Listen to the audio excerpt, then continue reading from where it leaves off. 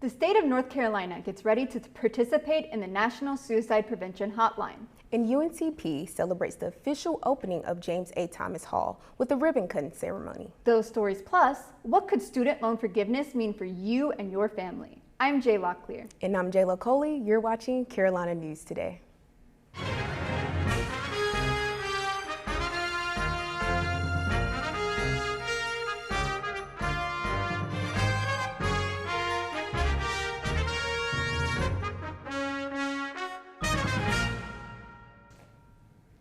Last week, UNCP celebrated the opening of James A. Thomas Hall, also known as the New School of Business building, with a ribbon-cutting ceremony. We showed you the impressive interior spaces earlier this semester. Classes started there in January.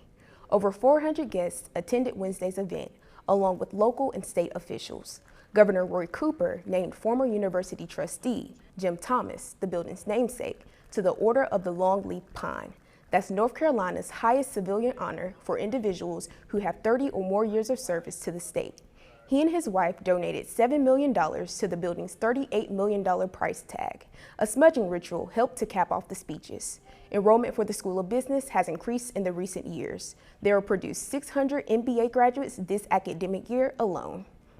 The Office of Student Inclusion and Diversity hosted the Brave Pride Festival on Tuesday in celebration of Pride Month, which is April at UNCP because students aren't here in June.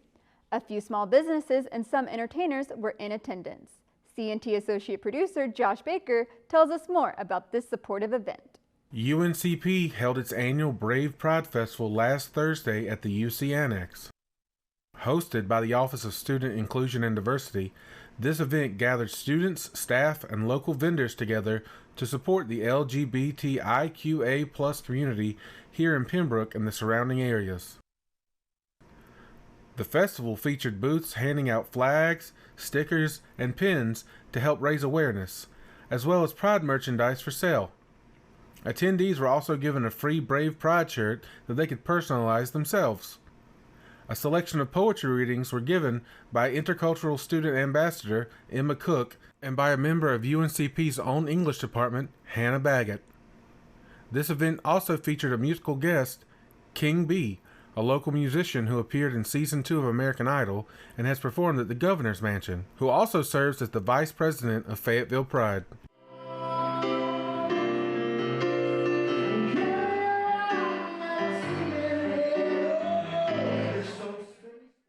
Just to know that we're having something like this is phenomenal. It is great because I was here in 2011 and there were no events like this at all. So the fact that we're having it and it's a big event and the students are coming out, it's just a phenomenal time for me to come and perform and to see the other vendors, other things that are out there. It's really, really good. The Department of History hosted a screening and discussion of the historical film The Favorite about Britain's Queen Anne later that evening. Elm Street in Lumberton played host again to the annual Arts on Elm Festival put on by the Robeson County Arts Council. The event encourages communities to support local arts and crafts. CNT reporter Gethsemane Victoria checked it out. Community residents and visitors piled in for the annual Arts on Elm event this past weekend in downtown Lumberton. Food, kids' activities, live music, arts and crafts were available for everyone to enjoy. Yeah, I think it was a good idea to have it outdoor, something for the kids to do, and my daughter performed. We got a lot of spectators. The event was organized by the Robeson County Arts Council to give local artists the opportunity to showcase their work to the public. Booths featuring unique art pieces, such as paintings, pottery, and handcrafted jewelry were available for purchase. Local resident Bethany Ann Oxendine loved the purpose behind the event. She emphasized the importance art has in bringing a community together, especially after the trying times COVID brought. People use a lot of art for like in their home, or they use music for inspiration from the inside. They've found that listening to music and art is like healing. It's even for like mental issues. It's used to help people. I just like that they're using it to bring the community together, because the community needs a lot of positivity, you know, and a lot of love, and with everything going on in the world right now. Arts on Elm was an all-around success, with everyone in attendance getting a taste of good food, community, and most importantly, art. For Carolina News Today, I'm Getsemani Victoria. Multiple musical acts and about 35 vendors served the crowd all around Lumberton's downtown plaza. The North Carolina Department of Health and Human Services has been awarded a $3.3 million grant to expand support to people having a mental health crisis. The money will help the state to transition to the national 3-digit suicide prevention phone number. The phone number is 988 for people having suicidal thoughts. It goes into effect nationwide on July 16th. It replaces a 10-digit 1-800 number. Callers can talk, chat, or text with trained staff 24 hours a day. Call volume is expected to increase, so the grant also will be used to help staff the call center with trained counselors. Here on campus, the finalists for the counselor in residence job are giving presentations this week.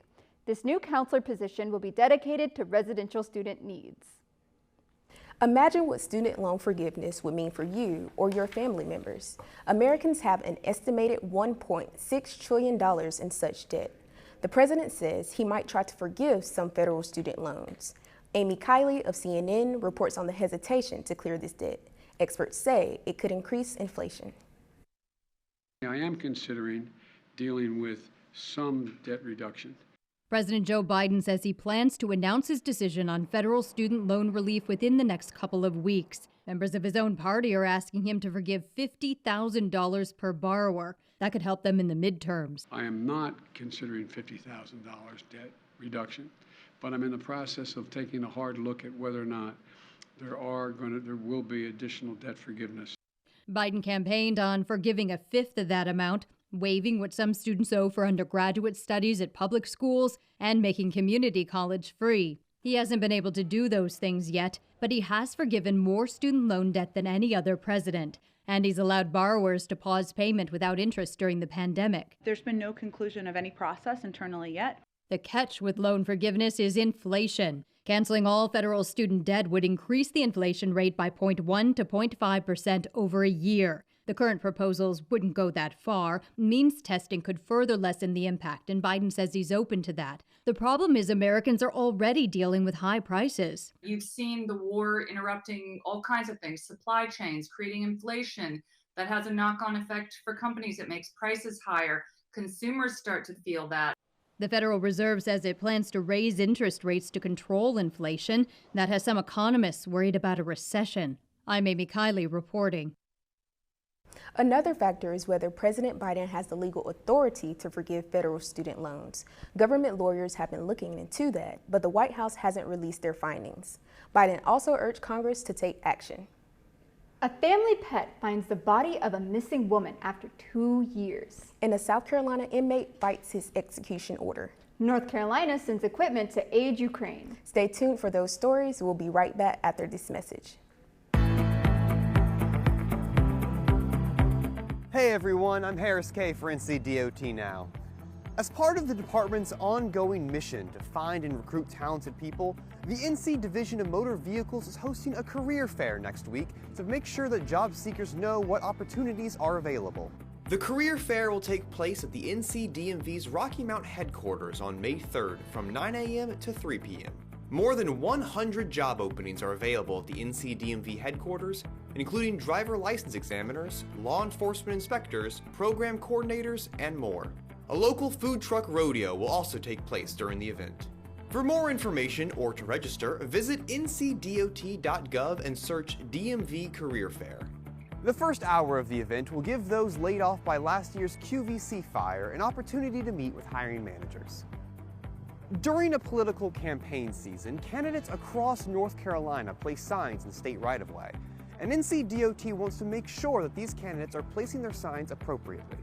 All candidates should be aware of the state law regarding signs and respect other candidates. No signs should hinder driver visibility at an intersection.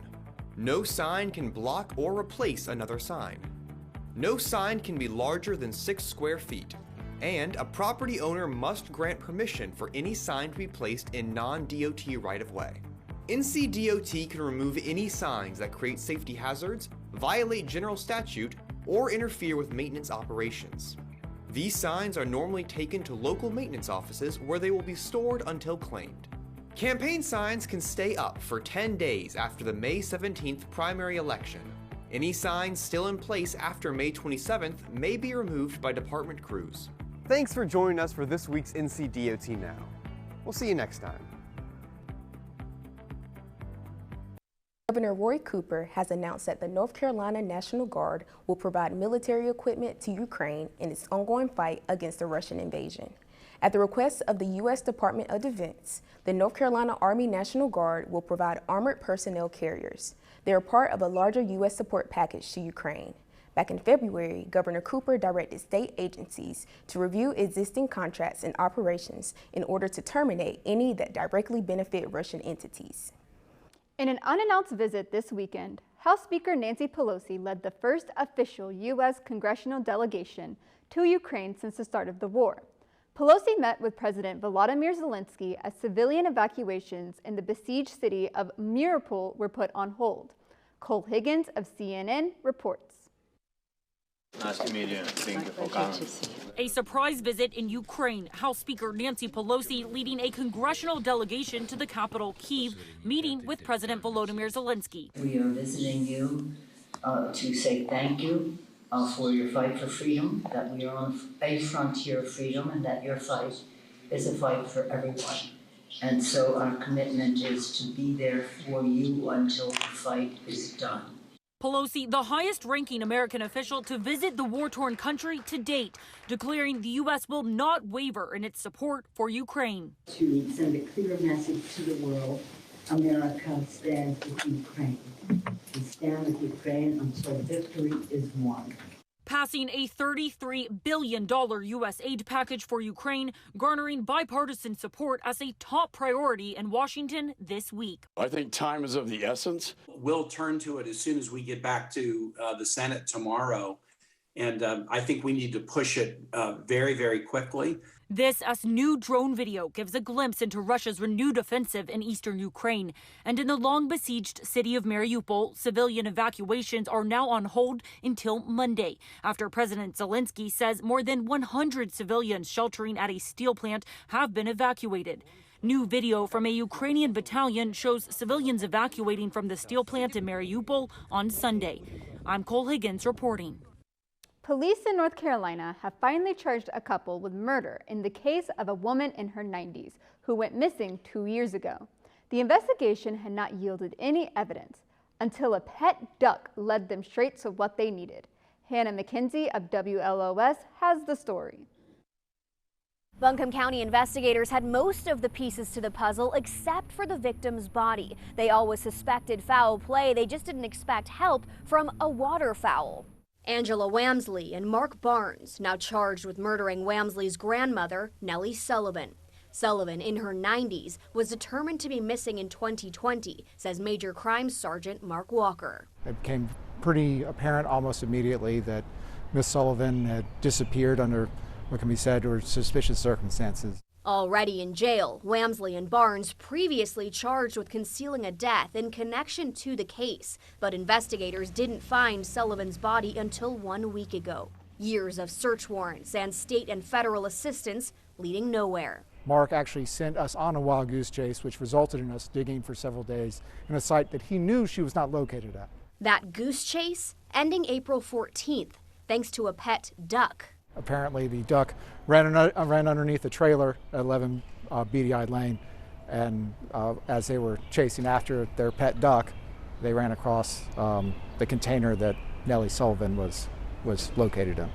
If I could give that duck a medal, I would. Investigators believe Sullivan was murdered at a different location, then brought to the trailer. Her remains have been sent to an anthropologist for further examination, just so we can try to nail down more about exactly how long she has been deceased. Walker telling us Wamsley and Barnes concealed the body, then continued to collect Sullivan's Social Security and retirement benefits for years. He says they also filled her prescriptions. I would like to say that I'm never surprised anymore, but this case, it was surprising. The veteran investigator shocked by the disregard for human life, an aging grandmother suffering from health issues, including dementia. Instead of receiving the care that she needed from those that are supposed to love her the most, she received the exact opposite in the worst possible way. Sullivan's official cause of death hasn't yet been released by the medical examiner as the investigation is ongoing. In downtown Asheville, Hannah McKenzie, News 13. South Carolina death row inmate Richard Moore was originally scheduled to be executed by firing squad Friday. The state Supreme Court issued a stay of execution last week after Moore had spent 2 decades on death row. Moore's lawyers are using video to help him make a plea for mercy behind bars. 2 days from the originally scheduled execution of Richard Moore, it's still not clear what's next. Moore was convicted of shooting and killing James Mahoney at a convenience store in Spartanburg County in 1999. His lawyer, the executive director of Justice 360, argues he doesn't deserve the death penalty, in part because he didn't walk into the store with a gun. I pray for the forgiveness of that particular family. Moore, in a video from Justice 360, expressed remorse. I hate it happened. I wish I could go back and change it. There's a lot of things in my life I wish I could change, but this is definitely the most, this is definitely a part of my life I wish I could change because I took a life, I took someone's life. Protesters of the death penalty gathered at the State House Wednesday, featuring Randy Gardner, the brother of the last person executed by firing squad in the country. We shouldn't be killing our own citizens. There's different ways that we can take care of them without making murderers of ourselves. The state of South Carolina has been unable to secure the necessary medication for lethal injection. Instead, officials gave Richard Moore the choice of 2 other options. He chose the firing squad over the electric chair. The North Carolina Department of Health and Human Services is partnering with local service providers around the state to distribute fans to the elderly and disabled. The program will continue throughout the summer. It helps vulnerable adults who are at risk for heat-related illnesses. As people age and develop chronic medical conditions, they are less likely to sense and respond to changes in temperature. Medications can also worsen the impact of extreme heat. In Robeson County, the Lumber River Council of Governments is accepting applications. In Scotland County, the Senior Center is in charge of the program. A North Texas high school thinks it's setting a world record with its 2022 graduating class. There are an incredible 35 sets of twins among the graduating seniors and 1 set of triplets. Nick Starling of KTVT gives us the details. You aren't seeing double, just dozens of Mansfield ISD seniors who happen to be twins. I'm surprised how many twins showed up. To document this unique and special moment, photo and video of Ash is going to be right up there. He's the guy in the suit. This twin and triplet class of 2022 gathered on this football field, many with their caps and gowns to take pictures. Their parents also capturing this memory. I mean, it's really amazing. We're really blessed. Stella Robertson's kids are Anthony and Angela. It's great being a twin. We don't necessarily look alike, but that bond is still there just as much as any of the twins here. After graduation, they're separating. Angela to Yale University and Anthony to the University of Houston. It would definitely be a change because we're not going to be together like we've always been, but you can always still call each other, text each other. Other twins like Avery and Keaton Slimak want to stay together, attending the University of Texas, and will be roommates. We're pretty much best friends. We do everything together and we get along really well, so excited to stay together. Being identical twins, the sisters admit, can present some challenges. It can be confusing for people, definitely. I've gotten pretty used to being called by her name. Looking alike can also be fun. It's fun to pull pranks on people too. Yeah. We've switched classes plenty of times. It's a bittersweet moment for many of these twins, as they'll soon make the transition from high school to whatever comes next. Just knowing that it's almost over is exciting, but it's also kind of sad to leave that away. Mansfield High School has 2,500 students in its student body. With twins normally occurring in about 1 out of every 250 births, there would normally be about 10 or 11 pairs in a student body this size. Instead, there are 3 times that many, making the class of 2022 twice as easy to remember. Braves football gives fans a preview of talent they're developing for the next season. And the baseball team brings their win streak into the postseason. CNT Sports with Deshaun Donald is up next.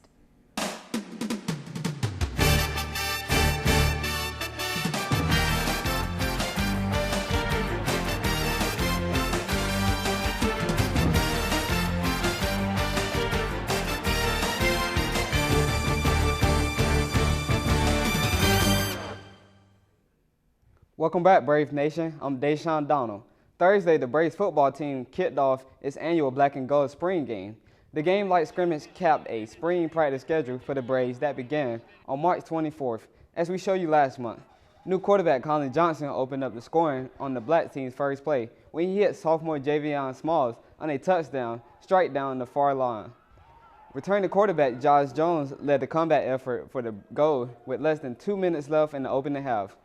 He found junior Trey Dixon with a long touchdown pass and tied the game at 10 apiece. The defense was highlighted by junior Maskana Cancun, who finished the night with 5 sacks for the Black. But Gold pulled off a 13-10 victory. The Braves will open up their fall season of intercollegiate football on September 3rd when they make their short trip to Cumberland County to renew their rivalry with the Fayetteville State Broncos. The big college football news locally was the NFL draft result for Scotland County Zamir White. White was drafted Saturday by the Las Vegas Raiders, who traded up to get him in round 4 with the 122nd pick. White finished off his college career as a Georgia Bulldog with 2,000 yards rushing and 25 touchdowns. And in his final season, he became a national champion. Earlier this semester, he was honored in his hometown Laurinburg with the ceremonial keys to the city. This weekend, Braves baseball faced off against Emmanuel College at home Friday. The Braves put up 5 straight runs in the 6th inning. They took the victory 7-2 with sophomore pitcher Darren Bowen striking out 6 batters. Saturday was senior day for the Braves, who closed out the regular season with 8 straight wins, on their way to securing the number 2 seed for next week's Conference Carolinas tournament. Wellington Guzman had 2 home runs in Game 1 of the doubleheader against the Lions. He helped the Braves to another 7-2 final tally. Both teams were scoreless headed into the 3rd inning in Game 2, when the Lions put up their first lead of the weekend, 1-0. The Braves sealed the low-scoring victory in the bottom of the 5th with a blast over the right field fence from Kristen Jane. Coach Paul O'Neill said Saturday night that they'll love to go all the way in the conference tournament, but they also got their sights set on regionals later this month. Securing a 2 seed was important. We realized we weren't going to get to the 1 seed, where we're at in the standings. So we wanted the 2 seed so we get a bye in the first, we're not in a play-in game or anything like that. That was really important for us. Winning these games is, huge because not only is it important for a conference tournament, but it's important for, a regional at-large bid. Our goal is to go to Wilson next week and win this tournament. That's our main objective. We want to win this conference tournament. But if we don't win it, we want to make sure that we are playing the week after in a regional. That's something that our program has done quite often here. Our kids expect to do that. Our kids expect to be playing in the middle of May. And this is why they work really hard, in August, September, and sacrifice and hold themselves accountable during the spring is so that they can play at the end of the season. This is what it's all about. It's playing baseball at the very end. Braves softball was at their Conference Carolinas tournament in Duncan, South Carolina last week. 2 wins on Thursday weren't enough to keep them alive in postseason play. They lost to Emmanuel College on Friday 6-3 and were ultimately eliminated in a 6-5 loss against Belmont Avenue that weekend. This concludes their season. The Braves went 27-17 in wins and losses, but were only 14-10 in Conference Carolinas. The conference also held their track and field championship over the weekend. The Braves men and women took runner-up finishes as teams. Joshua Skepskirt claimed an individual title in the 5,000-meter run. The men also took first in the 4x100-meter relay and were second in the 4x4. On the women's side, Quintaria Harrison earned an individual title in the 100-meter hurdles and broke her own record in the 400-meter hurdles, on the way to a second-place finish in that event. Jayla Thomas bested her school record in the 200-meter dash that she set earlier this season, but came in second. Both Harrison and Thomas were on the 4x100-meter hurdle relay squad that came in second. The University of Mount Olive swept the team championship by more than 50 points on both the men's and the women's side. Well, that's it for sports. Good luck to the Braves baseball team as they continue postseason play. I'm Deshaun Donald. It's been fun, and I'm out of here. Thanks, Deshaun. Well, that's all we have for you today, and that's it for the semester. I'm Jayla Coley. And I'm Jay Locklear. Congratulations on your upcoming graduation, Jayla. The crew wishes you good luck on the job search. Thank you so much. I've really enjoyed my time here at CNT, and I will miss it dearly. Thank you all for watching.